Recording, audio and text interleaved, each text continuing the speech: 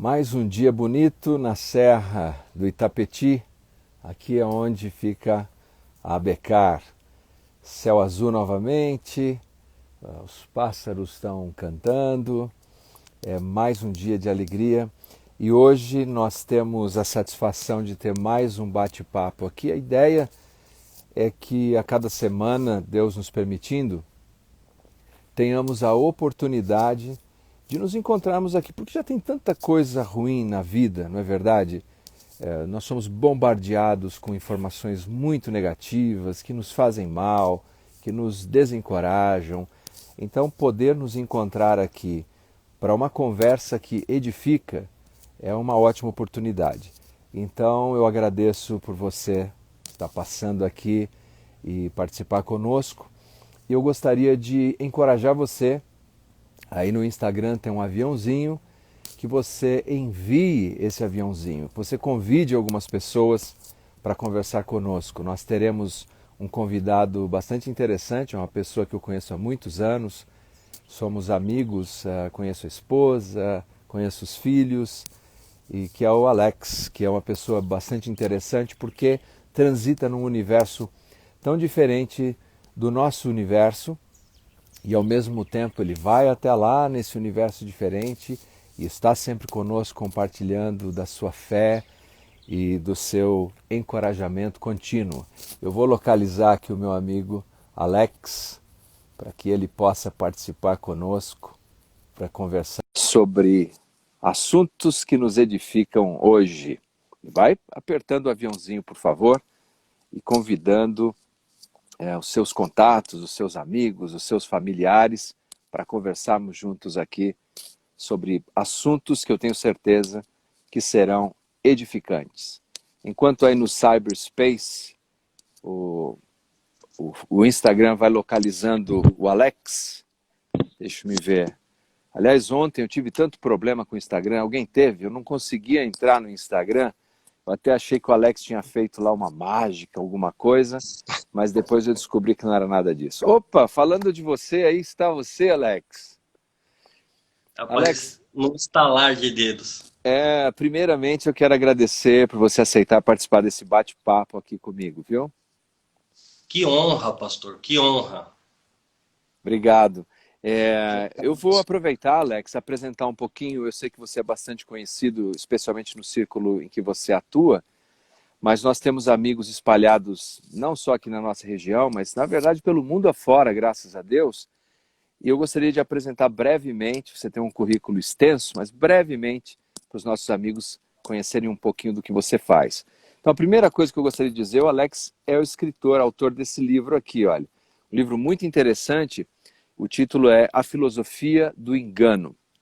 Nós vamos conversar já já sobre o conteúdo desse livro aqui, e as razões, qual foi a motivação do Alex para escrever esse livro muito interessante. Mas o Alex é casado, tem 3 filhos, é um artista, e é um artista que tem, eu diria, muitos chapéus, muitos talentos, porque ele atua em várias frentes.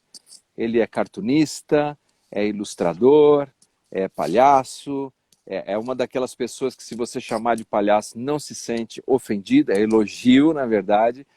É mágico, é ator, participou de um filme que saiu nas grandes redes de cinema no Brasil, é humorista e também é um estudioso. Ele faz parte de um grupo chamado Ilusoriamente, que é um grupo de estudos interdisciplinares lá da USP, onde ele tem estudado cursos muito interessantes. Por exemplo, um deles é Percepção da Arte Mágica, Ilusão e Processos Psicossociais. Outro curso interessantíssimo, Matemática e Mágica, no Instituto de Matemática e Estatística da USP. E cursando, acho até que já terminou, né? Porque essa biodata aqui do livro, acho que você já terminou, que era o curso de Psicologia Anomalística. Terminei. Então, Alex, todos esses títulos são bastante interessantes. Primeiro me explica o que é psicologia anomalística. São interessantes e servem para muito pouca coisa, né? Mas são interessantes. A psicologia anomalística, ela vai estudar os efeitos da percepção anômala na vida da pessoa. A Uhum. pessoa que escuta vozes, a pessoa que tem contatos imediatos do terceiro grau, a pessoa que vê fantasma, que vê vulto, né? Eu quero deixar bem claro que eu acredito sim no mundo espiritual, mas muito disso que acontece dentro da cabeça da pessoa e ela acredita isso ao mundo espiritual. E na verdade não é. Interessante. E a psicologia anomalística estuda isso, né? Aham. Os efeitos disso na vida da pessoa. Legal, muito interessante. Bom, daqui a pouco nós vamos explorar um pouco mais essa questão, especialmente quando falarmos do seu livro A Filosofia do Engano. E a propósito, eu estou falando disso não porque estou fazendo merchandising para o Alex nem gosta dessas coisas, mas é porque realmente é bastante interessante, é um trabalho muito singular no nosso universo cristão. Mas quando nós vamos para a Escritura, Alex, eu gosto sempre de pensar nisso, você é um artista, e quando nós vamos para a Escritura, nós vemos que o Evangelho, ele é sempre encorajador no que diz respeito às pessoas trabalharem, mas também às pessoas descansarem.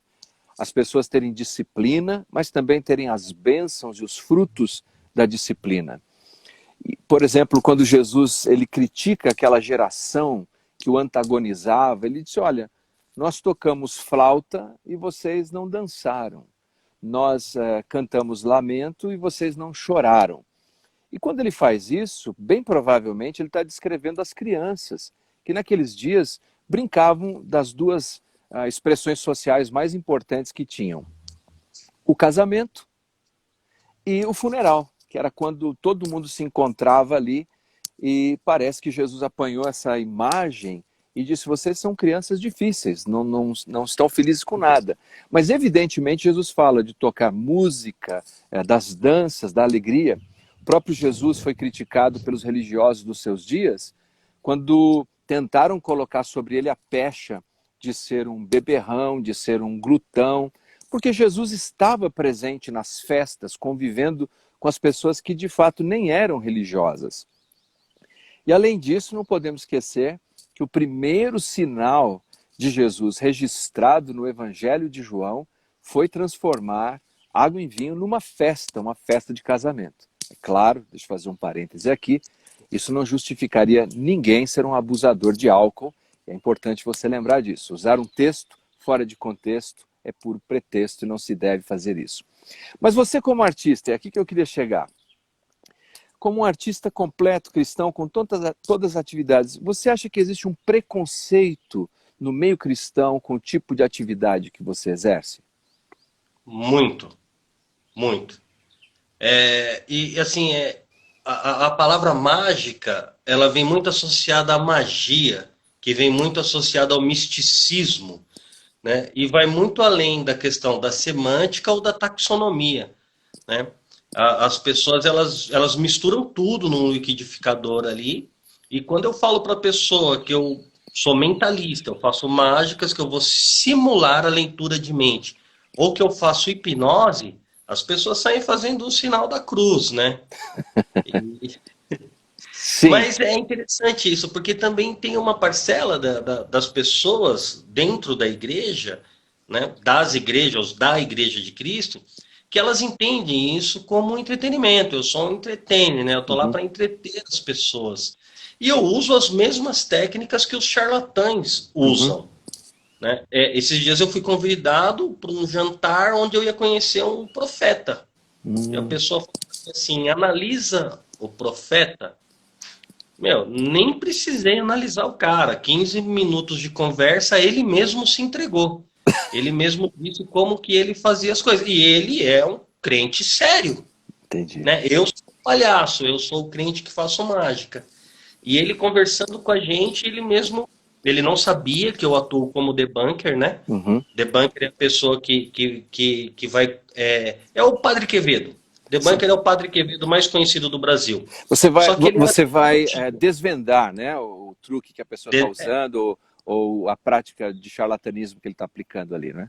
Exatamente, exatamente. Então, assim, do mesmo jeito que tem o crente que se diz sério, que ele é completamente, tem os olhos fechados para o mundo, para a ciência, né? tem um crente que valoriza esse trabalho, que ele fala, não, é interessante, é um estudo de heresiologia junto com apologética, né? O Tá. cara fala, não, pera, isso é heresiologia, isso é apologética. É Tá, interessante eu conhecer os dois mas e... segura aí, porque eu quero explorar um pouco mais esse assunto para adiante. É, então tá, primeiro é normal, você sofre um preconceito, talvez por conta da linguagem, né, da percepção das pessoas, quando se Exato, deparam com um texto lá que em Atos queimaram os livros de mágicas, sem se dar conta de que aquilo está falando do ocultismo, está falando da adoração de falsos deuses, está falando da invocação exato. de espíritos malignos, que não tem absolutamente nada a ver com o que você faz, né? Você é, Nada a ver. você é uma pessoa que tem dons e talentos para oferecer a famílias, a indivíduos, um pouco de alegria, de satisfação. Eu tive o prazer de participar de um dos seus shows, que foi feito recentemente, e tudo é muito divertido, o ambiente é muito familiar, e as famílias hoje estão tão distanciadas, né, por instrumentos tecnológicos ou por picuinhas internas ali.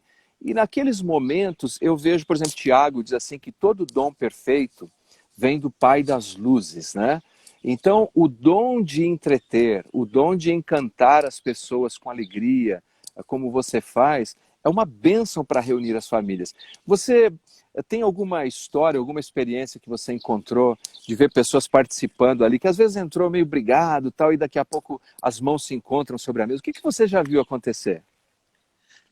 Isso é interessante porque acontece no teatro, acontece no encontro de casais, acontece no barzinho de stand-up, né? Porque eu também já fiz barzinho de stand-up, a diferença é que eu não falo palavrão nos meus shows, né? Eu não gosto, né? Eu falo, às vezes eu falo uma bobeira, mas assim, cabe interpretação. Como no último show eu falei pra menina, moça, você vai segurar uma coisa grande, Aham, um dado. uhum, Então, quem tem a mente maliciosa já pensa uma malícia. Quem não tem a mente maliciosa vai ficar esperando o que é. E nessas brincadeiras, quando vão surgindo o sorriso das pessoas, eles vão começar a conversar entre si, até para tentar desvendar o efeito atrás do truque, uhum. né? E o método atrás do efeito. E eles começando a conversar, é muito legal que eles vêm depois conversar, pô, gostei bastante. Então, as pessoas quando vão ao teatro, vão ao cinema, vão a alguma coisa se divertirem, né? Elas se divertem e vão ali derrubando as barreiras entre si. Uhum. Então tem uma piada interna, né, a piada de coxia, que diz que depois do teatro vem o namoro, né? Então, Legal, muito legal. Eu acho interessante isso porque durante muito tempo o nosso universo, particularmente cristão evangélico, tinha um grande preconceito com duas coisas: que as pessoas descansassem e que as pessoas tivessem um tempo de recreação. E na verdade, como disse, são bênçãos de Deus, né? É um dom que Deus nos dá, podemos nos alegrar com as coisas. E especialmente nesse tempo, nós vemos que a cultura, especialmente a cultura de entretenimento, ela tem um poder de desconstrução muito grande, não é?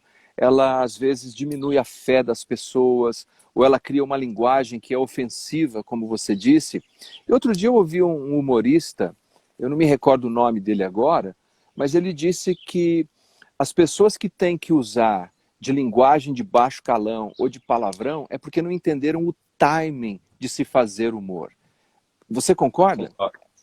Concordo, concordo. Tem um humorista que eu trabalhei com ele, né? E na hora que o cara começou o show, eu não consegui, eu não posso repetir, eu não tenho coragem de repetir o que ele disse, as Uhum, coisas que eles dizem. Então ele vai contando uma história, contando uma história, contando uma história.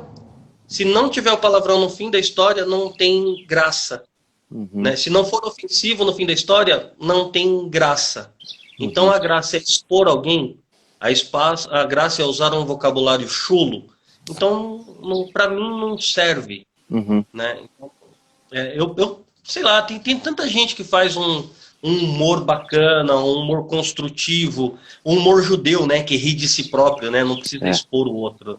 Sim, sim. Aliás, Alex, acho que eu te disse isso em uma das nossas conversas, que vários estudiosos da hermenêutica e da exegese entendem que Jesus contou várias anedotas ali do primeiro século, que era comum entre os rabinos, como, por exemplo, quando ele diz assim, que um cego guiando o outro não seria uma coisa inteligente, porque os dois cairiam num buraco. A gente não para pensar que isso é um tipo de humor.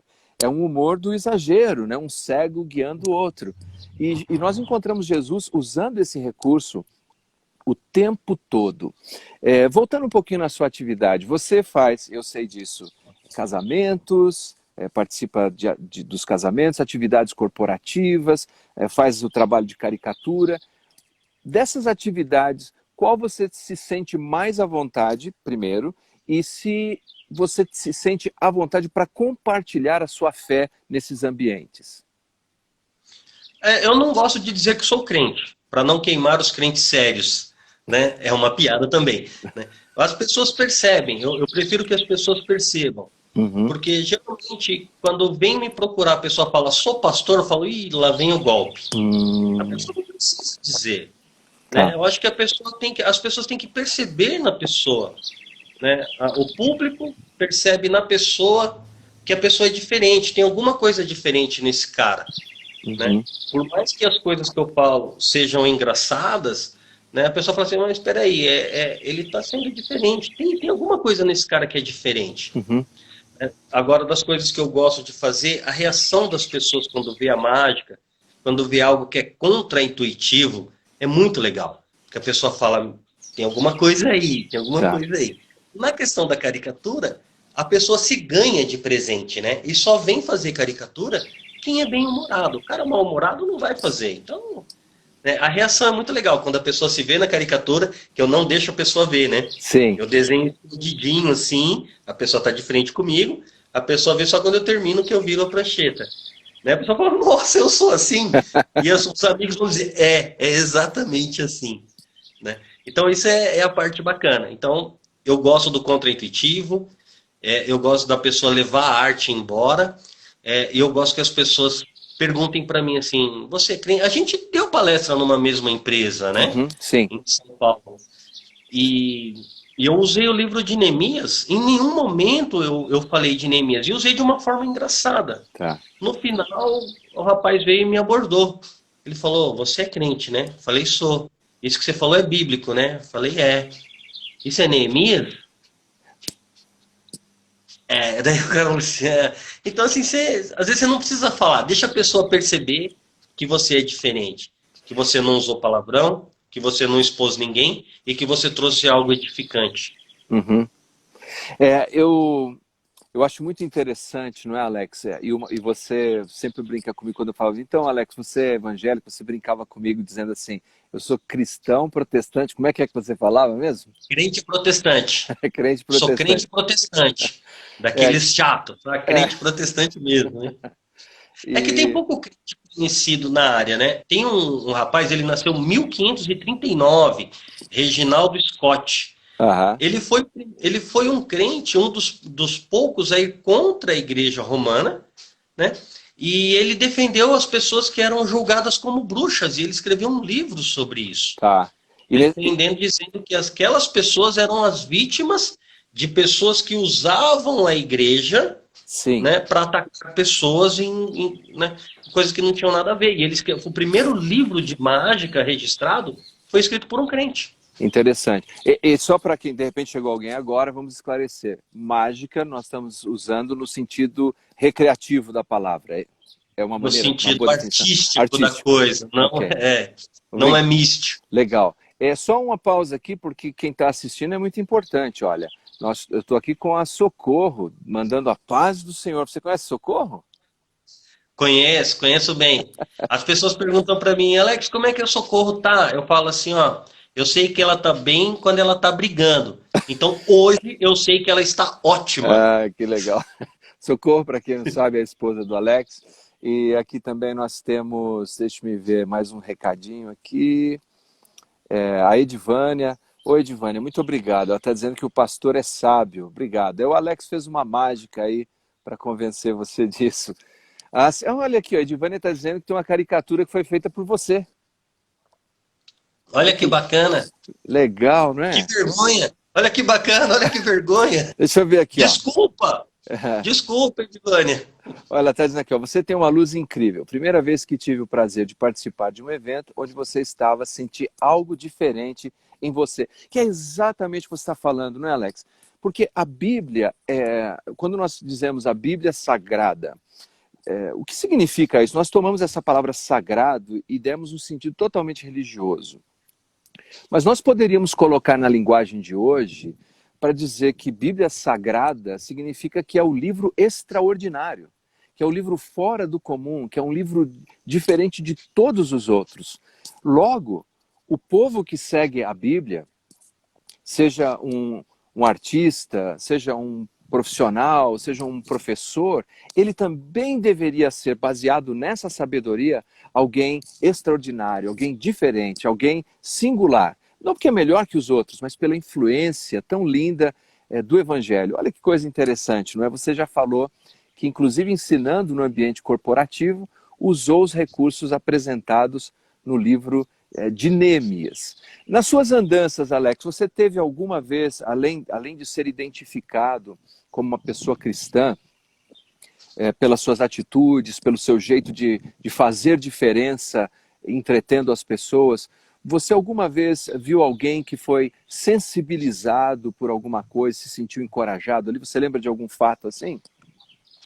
Ah, acontece sim, porque as pessoas, no geral, são tímidas, porque o mundo ele vem equipado para dissuadir de todas as suas vontades, desejos e anseios, né? Não é porque somos héteros, brancos e héteros caucasianos de meia idade que não sofremos preconceito, né? Sofremos muito. E temos muito medo também, muitas dúvidas, né? Não somos super-heróis. E já veio gente sim falar assim, meu, legal isso que você faz, eu sou crente, na minha igreja é assim, assim, assim, na outra igreja é assim, assim, assado. E as pessoas têm medo por um processo mesmo chamado de economia cognitiva, né? Uma preguiça mental. Nosso cérebro, ele é preguiçoso. Então, pensar cansa. Então, a pessoa pensa no trabalho, a pessoa pensa no relacionamento, quer dizer, ela está exercendo o pensamento no trabalho, ela está exercendo o pensamento no relacionamento, ela exerce o pensamento dentro de casa, no estudo. Quando chega na igreja, por que a pessoa não pensa? Por que a pessoa prefere que o Leandro me dê tudo e que eu não vá buscar um conhecimento? Né? Então, nisso, a pessoa acaba pegando ideias das pessoas e essas pessoas ela vêm com seus processos cognitivos, de suas influências culturais, de suas influências do meio, né? E às vezes fazem uma salada com a Bíblia e entrega isso, né, tudo bagunçado para uma pessoa. E a pessoa chega cheia de dúvidas. Né? Então, a gente sabe que o transcendental ela faz parte da formação do indivíduo. O problema é como que esse transcendental chegou na pessoa. Tá. Né? Essa pessoa teve dúvida disso? Pois é, o desejo do ser humano por aquilo que é espiritual é um desejo universal, né? Nós chamamos até no campo de estudo de ratificação da existência de Deus, né? De afirmação da existência de Deus, como argumento da crença universal, né? Todos os povos desejam de alguma maneira e buscam por vários caminhos, algumas vezes pelo ocultismo, outras vezes por uma expressão legítima de fé. Agora, Alex, o que te fez desejar, e vamos entrar agora, falar um pouquinho sobre o seu livro, o que te fez desejar produzir um livro desse? Dinheiro! E aliás, para quem chegou agora, o livro que eu estou me referindo é A Filosofia do Engano, o livro que o Alex escreveu. Bom, além do dinheiro, qual foi a sua motivação?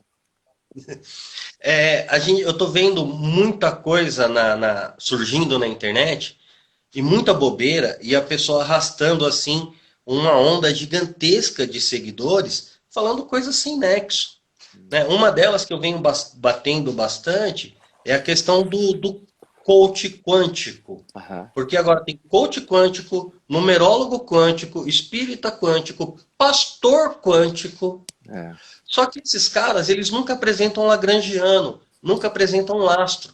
Então, é um texto sedutor, é um texto muito sedutor, mas é um texto que não tem lastro nenhum. Então, você fala assim, meu, de onde o cara tirou essas ideias? É muito bonito. Se você tirar o quântico disso e colocar dinossauro, dragão, cebola, dá na mesma.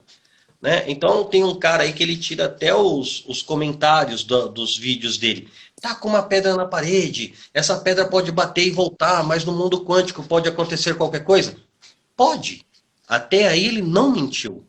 A diferença é que para a pedra que bate na parede e ela atravessar sem misturar nenhuma molécula, nenhum átomo, nada, né? Nenhuma partícula, que o mundo quântico é o mundo subatômico, demoraria no mínimo a idade do universo, que é a lince negra no X-Men atravessando a porta. E o Chico Xavier, o professor Xavier, fala pro Wolverine, né? Isso é física. Só que ali ele não explica que a física quântica, quando toma proporções, o comportamento dela é o mesmo que o comportamento da física, é o comportamento da física newtoniana. Mas as pessoas não tradicional, né? A física tradicional. A física tradicional. Então, vibra com o universo. E isso começou a me incomodar, porque eu comecei... o rapaz que prefaciou o livro, ele é uma pessoa que beira a genialidade. Ele é muito inteligente, muito inteligente. E ele é mágico, né? E eu aprendi um pouco de física quântica com ele e com o Vinícius, meu filho, que o senhor conhece, claro, que estuda física na Unesp. Então, as pessoas, elas... eu achei estranho. Daí tive a ideia do livro. Por que as pessoas se enganam? Isso. A expectativa engana a percepção. Se eu vou num médico e eu vejo um cara de bermuda, camiseta, tênis, eu não quero ser atendido por aquele cara. Eu quero ser atendido por um cara de calça, camisa, jaleco branco, estetoscópio no pescoço. Se eu vou numa igreja, eu não quero ser atendido por um cara desse jeito. Eu quero ser atendido por um cara de terno, gravata, bem alinhado. Se eu for num centro espírita, eu quero ser atendido por um cara de terno, gravata, bem alinhado. Não, eu quero ser atendido por uma pessoa toda de branco, com as guias, com o turbante. Então, assim, para cada lugar que eu vou, eu tenho uma expectativa. Para cada lugar que eu vou ter uma percepção. Para cada lugar que eu vou, se eu não for cético, no sentido literal, vamos para a semântica, né? Se eu não for criterioso, né, a pessoa vai me enganar. E é aí onde o charlatão atua. O charlatão não atua na postura dele, ele atua na sua expectativa. Então, eu vi uma vez um estudo, já faz tempo, de que muitas pessoas que caíam naquele chamado conto do vigário, né? Eles caíam porque... Socorro caiu, viu? Ah, é? Caiu. Então, porque a pessoa já tem ali alguma expectativa, né, de conseguir algum resultado muito rápido, algum benefício muito rápido. E como você falou, tudo isso normalmente é muito elaborado, inclusive por conta da apresentação, né? Você citou a roupa da pessoa, como se fosse um grande cenário para tudo isso. É isso mesmo, assim, para a gente se armar, para não cair ou no conto do vigário, ou não cair na heresia, não ser enganado por falsos pastores ou falsos religiosos. Qual seria o cuidado para a gente ter discernimento nessas coisas, além, é claro, de conhecer a Escritura e saber que a Bíblia não ensina essas coisas que a gente vê em muitos lugares, né? Eu vou citar outro crente, William de Ockham. William de Ockham, ele era um filósofo, além de crente protestante, né? Ele desenvolveu um negócio chamado navalha de Ockham. Se uma das frases dele muito bacana é o seguinte: se eu escuto cascos batendo atrás de mim, eu não posso imaginar um unicórnio. Eu tenho que imaginar um cavalo. Então, quando a pessoa começa a contar uma história, você tem que aumentar o seu senso crítico e diminuir aquela história 10% para ver aonde aquela história tem coerência ou não. Às vezes até um milagre, ele é apenas uma experiência anedótica. Às vezes um fantasma é uma experiência anedótica. Um vulto que passou é uma experiência da pessoa. E tanto o vulto, quanto o fantasma, quanto o casco, quanto uma voz que surgiu, existem explicações científicas para isso. Então, eu não posso perder a inocência do ouvir, mas eu não posso achar que aquilo é fantástico. Né, o que o pastor, o que o cara está falando. Né, porque algo extraordinário exige uma explicação extraordinária. Se foi um fato comum e o cara está apresentando uma explicação extraordinária, alguma coisa está errado. Né? Se na teoria a prática é outra, um dos dois está errado. Então, tudo isso te incomodou e acabou te levando a essa investigação. Eu li o seu livro, achei o livro bastante interessante, mas uma pergunta que surge: como as pessoas podem discernir elementos que são elementos legítimos, são elementos litúrgicos da experiência cristã, e não começar a interpretar que aquilo seja uma tentativa de manipulação? Um exemplo: é comum que liturgicamente quem esteja dirigindo um culto público diga: fiquemos todos em pé, fechemos os olhos, oremos, levantemos as mãos. E eu sei que, ao mesmo tempo, algumas técnicas de manipulação, que inclusive você apresenta nesse seu livro, seguem por esse caminho. Como diferenciar alho de bugalho? Isso é difícil até falar, porque uma pessoa que pode estar ouvindo pode vender isso como ferramenta de enganação. Desculpa. Sempre que um cara quer apresentar uma mentira, para ser convincente, ele põe essa mentira no meio de duas verdades. Então, tudo que ele vai fazer, você tem que dividir essas coisas que ele está contando e falar assim: ó, ele começou aqui, ele chegou aqui. Por isso que no meio ele colocou isso. Então, ali eu estou falando de hipnose, nessa parte, né? Porque quando eu vou hipnotizar alguém, eu falo: vem aqui perto de mim. A pessoa obedeceu. Ela não sabe que obedeceu uma ordem. Junte os pés. A pessoa obedeceu uma ordem. Junte mais os pés. Olha para mim. Relaxa o ombro. Você é canhoto ou destro? Né? Então me dá a sua mão dominante. A pessoa está dando ordens. Né?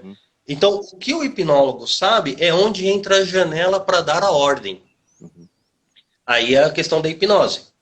Eu posso usar a mesma coisa num culto religioso para trazer a conformidade social, para a pessoa tomar a forma do grupo. Ok. Então você pode ver que o pastor Leandro Tarrataca, conhece? Um pouco. Bem pouco. A minha esposa conhece ele bem mais que eu. O pastor Leandro Tarrataca, ele tem uma palavra muito legal, uma frase muito legal, que ele fala assim: ó, quando for conversarmos com os outros, a gente não pode ficar usando o evangeliquez, porque as pessoas vão ficar perdidas na conversa. Né? A conformidade social é isso. Você começa a andar com um grupo, você começa a tomar forma do grupo. Você vê pagodeiro tem cara de pagodeiro, punk tem cara de punk, roqueiro tem cara de roqueiro. Né? Se você levar isso para o lado religioso, né, o franciscano tem cara de franciscano. Você olha para falar: esse cara é franciscano. Uma pessoa de uma igreja assim, como a congregação cristã, você olha e fala assim: esse cara é da congregação cristã. Sim. Isso é bom. Isso é bom, Okay, você identificou a pessoa. Né? O problema é quando o cara... Eu não gosto de chamar o cara de pastor, porque o cara não é pastor, é o cara. O cara, ele usa isso para trazer dinheiro das pessoas. Dinheiro das pessoas. Então fala assim: ó, o cara contou uma verdade, mas é um texto fora de contexto para pretexto. O cara contou outra verdade, mas dessa verdade, para chegar nessa verdade, o que o cara está usando? Então, eu estava num lugar esses dias, eu não quero dizer onde é, mas o pastor, ele não estava pregando. Ele era um recreador. Ele era um coach de palco. Porque ele pegava vários versículos e depois a banda tocava e vários versículos. Então, ele não pegava um texto e dissecava o texto, mas ele ia animando as pessoas, derramando adrenalina na corrente sanguínea da pessoa e fazendo a pessoa pular, e a pessoa gritar, e a pessoa cantar, e a pessoa sai dali sentindo muitíssimo bem. E aí ela já deixou a chave do carro, já deixou o dinheiro, já está desestruturando a família. Só que eu não posso chegar na pessoa e falar que aquele pastor é picareta, que aquele cara é picareta. Porque ela teve uma experiência sensorial que para ela foi paranormal, e se eu explicar para ela de forma científica, eu vou estar ratificando a fé dela. Eu vou estar aumentando a percepção da fé dela. É como um cara que no coach, ele está preso num hotel durante 3 dias, dormindo pouco, né? Ele está sendo muito incentivado a fazer coisas que geralmente ele não fazia, e no último dia ele vai andar descalço na brasa. Falo pro cara: meu, não é poder da mente, é física. Isso é física. Foi à noite, né? A brasa que tá acesa, ela tá embaixo de um monte de carvão e um monte de cinza. O carvão e a cinza não vai aparecer só a brasa.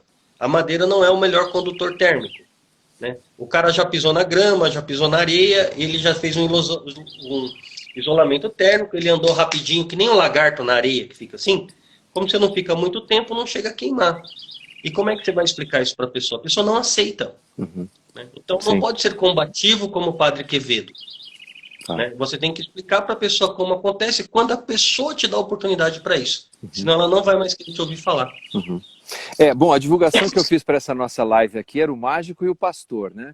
Então aqui nós temos o Alex, que é um estudioso dessas ciências sensoriais, que estuda como é que se aplica isso para que ele possa ser um entertainer, para que ele possa ser um artista, um mágico, oferecer um ambiente encorajador às pessoas. E o meu outro lado, e o Alex já participou também de vários cursos na nossa faculdade teológica, aproveitar aqui e fazer uma propaganda da FTA ABECAR. Se você tem desejo de participar, é só você entrar no site www.ftaabecar.org. Ali tem vários cursos. Mas, no meu ponto de vista, sabe, Alex, e até acredito que seja o seu alicerce, talvez seja até o que te incomodou, porque te conheço há muitos anos, quando nós estudamos a palavra de Deus pura, quando estudamos a palavra de Deus no seu contexto, entendemos o seu pano de fundo histórico, entendemos o seu contexto imediato, os versículos que vêm antes, os versículos que vêm depois, o autor divino e o autor humano, porque ele escreveu, a nossa capacidade de discernir fica muito mais aguçada. Você não acha? Concordo plenamente. Quer ver? Eu vou traçar um paralelo bobo com o meu mundo. Tem a Universidade da Mágica em São Paulo, né? E olha que legal. O curso deles começa a primeira hora do curso é só leitura. Você vai estudar a mágica de verdade, da onde veio, por que veio, quem fez, por que fez, da onde é esse cara. Por que na igreja não é assim? Uhum. Por que na igreja eu vou pegar... Segura um pouquinho aqui, ó. Juju Ribeiro escreveu aqui um comentário interessante. Ela disse, é uma linha muito tênue entre ensinar as manifestações do Espírito Santo e essas teorias picaretas e sensacionalistas de adoração que, infelizmente, sabemos que acontece. Obrigado pelo seu comentário e sua contribuição. Segue aí. Eu concordo plenamente. Porque, assim, quando eu fui escrever o livro, eu conversei com o senhor. Falei assim, vou escrever um livro, mas eu não quero tocar no lado espiritual. Sim. Eu vou tocar apenas no lado mentiroso do negócio. Uhum. Primeiro que eu não me sinto preparado para falar do lado espiritual. Eu me sinto preparado para falar sobre a mentira. Uhum. Por que as pessoas mentem? A gente sabe, ele quer levar alguma vantagem, seja financeira, seja social. Uhum. Né? Mas de qualquer forma ele está atrás ali do que ele pode tirar da pessoa. Uhum. Mas por que a pessoa acredita? Porque faz sentido para ela. Uhum.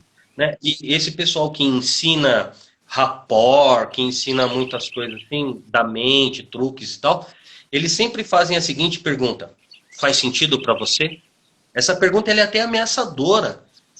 Né? Eu posso fazer uma leitura fria do pastor Leandro, se eu não o conhecesse, eu olho para o Leandro, tipo de cabelo, tipo de roupa, postura, como você fala, diz muito da onde você vem, quais seus processos cognitivos, quais suas influências, né? O seu nível cultural, isso eu vejo só pela sua fala. Uhum.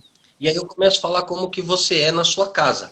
Você é assim, você é assado, por vezes você faz isso, por vezes você faz aquilo, e você vai falar assim, caramba, ele leu a minha alma. Uhum.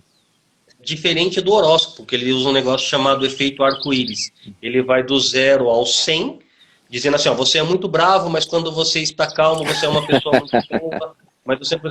Não, então, o horóscopo ele faz isso, né? Aí você vai pegando o que encaixa em você. A pessoa vai pegando o que encaixa e o cara devolve isso com a pergunta agressiva. Faz sentido para você? Então, isso é interessante, né? Essa pergunta faz sentido para você. Nós vivemos uma sociedade pós-moderna em que se relativizou a verdade, né? As pessoas costumam falar, não, essa é a minha verdade, como se pudéssemos fazer isso. E esse tipo de pergunta me parece que é mais ou menos isso, né? Assim, se faz sentido para você, então é real o que você está experimentando aqui, mesmo que não seja, não é? Mesmo que não seja, mas é real para a pessoa. É sim. real para mim, que sou charlatão, porque eu estou conseguindo ali o que eu quero, estou levando os meus espólios, e é real para você que está vivendo aquilo de uma forma sobrenatural, paranormal ou oculta. Uhum. Né? Então Nós existe sim, como estamos a chegando pessoa é já. Juju, né? Juju, eu não. Sim, nós já Ela estamos, falou. chegando já no finzinho aqui, Alex. Eu preciso só lembrar os nossos amigos que estão acompanhando que, se você desejar receber o nosso devocional, você entra no site leandrotarrataca.com. Não tem custo nenhum, você vai receber aí no seu e-mail, ou você pode acompanhar pelas redes sociais. Todos os dias nós estamos produzindo uma mensagem bíblica que possa ajudar você a pensar a vida sob a luz da Escritura Sagrada. Alex, com tudo isso, vivendo ali naquele meio, e eu sei que você, obviamente, nesse ambiente em que você está, você tem... ser cético faz parte do processo, né? Talvez você seja cercado com pessoas que são agnósticas, pessoas, alguns são ateus, e você, o que faz com que você mantenha a sua fé, a sua convicção em Jesus como único, suficiente Salvador? Eu como peixe, né? De tudo que eu aprendo, essa frase é de um amigo meu, tá? Eu como peixe, eu aproveito o aproveitável e eu dispenso o dispensável. Eu acredito muito no mundo espiritual, eu quero viver no mundo espiritual, no arrebatamento, né? Eu queria ver o arrebatamento, eu quero ver o arrebatamento. É, Mas, assim, eu acredito no mundo espiritual do outro lado da eternidade, né? Mas quando o rei, eu costumo dizer isso sem dizer os nomes para as pessoas procurarem. Quando o rei procurou a bruxa querendo falar com o profeta, a bruxa disse o seguinte: é proibido e não impossível. Ela não disse impossível, disse que é proibido. Então eu sei que existe um mundo espiritual, eu acredito no mundo espiritual. Então eu aproveito o aproveitável, dispenso o dispensável e procuro não atacar ninguém. Se a pessoa quiser saber alguma coisa, pergunta, a gente senta, conversa, troca uma ideia. excelente. Se alguém quiser fazer um contato com você, como é que pode fazer, Alex? Aqui pelo Instagram mesmo, né? É meio difícil, né? Geracal Mágico, Geração Mágico, sem acento, sem cedilha. Né? E Geracal quem quiser o Mágico. livro é pela editora Lopes e Acioli, do nosso amigo Rogério. Legal. Olha, muito obrigado, Alex. Que Deus te abençoe grandemente na sua jornada artística e também, como você disse, nessa apologética que você acabou produzindo nesse livro, né? Uma apologética diferente. E agradecer você que acompanhou esse nosso encontro, minhas orações e pensamentos com vocês. Deus abençoe grandemente. Forte abraço, Alex. Até uma próxima. Amém, pastor. Uma honra estar com o senhor. E aí fechamos, o pastor e o mágico. Até.